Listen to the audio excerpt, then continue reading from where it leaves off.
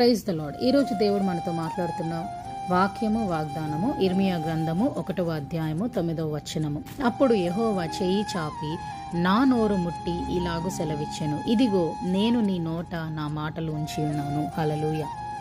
ఈరోజు దేవుడు ఇర్మియా గ్రంథం నుంచి మనతో మాట్లాడుతున్నారు. మరి ఇర్మియా ప్రవక్త కూడా తను బాలుడుగా ఉన్నప్పుడు, దేవా మరి నేను బాలుడిని అని చెప్పినప్పుడు దేవుడు అతని నోటిని ముట్టి ఆయన మాటలను ఆ ప్రవక్త నోట ఉంచుతారు. అదే వాక్యం సెలవిస్తుంది. అలాగే మరి మోషే గారిని తీసుకుంటే, మోషే నేను నత్తివాడను దేవా అన్నప్పుడు దేవుడు ఆయనను ఒక గొప్ప నాయకుడిగా చేశారు. నీ వీక్నెస్ని నేను చూడట్లేదు, కానీ నిన్ను నేను నాయకుడిగా చేస్తున్నాను అని చెప్పి దేవుడు మోషేని ఒక నాయకుడిగా చేశారు.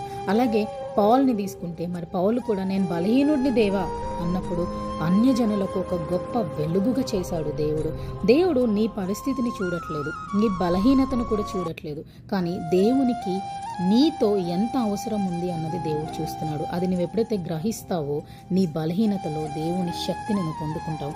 వెన్ యూ రియలైజ్ దట్ దేవా God I'm weak and I can't do this అన్నప్పుడు you will find God strength in your weakness.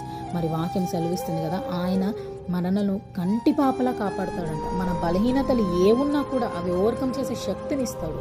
You're very valuable to God, you're precious to God. Nobody can stop what God wants to do in your life when it's his time.